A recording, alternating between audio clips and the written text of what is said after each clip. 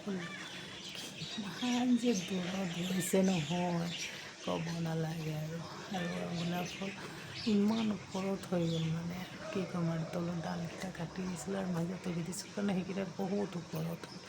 কিমান যে ধুনীয়া ফুল লাগে ন, এনেকৈ ফুলবিলাক হ'লে খুব মৰম লাগে। তাৰপাছত আৰু এইখিনি চাওক আপোনালোকে দেখিছেনে, এইখিনি এনেকৈ চাওক খুব ভাল লাগে এনেকৈ চালে। আৰু এইখিনি মাটিত দিয়াৰ কাৰণে আছে, এইখিনি এনেকৈ আছে, এইটো এনেকুৱা বহুত ফুল আছে মোৰ।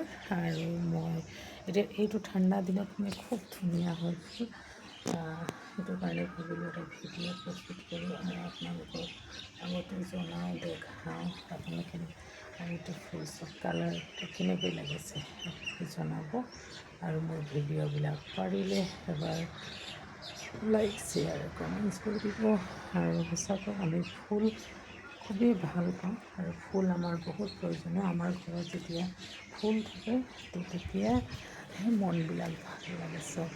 আৰু ইয়াত এটা চৰাই দেখিছে আপোনালোকে, এইটো চৰাই, এইটো ফুলটো কিমান ধুনীয়া গোলাপ ফুল, খুব শুৱনি লাগে।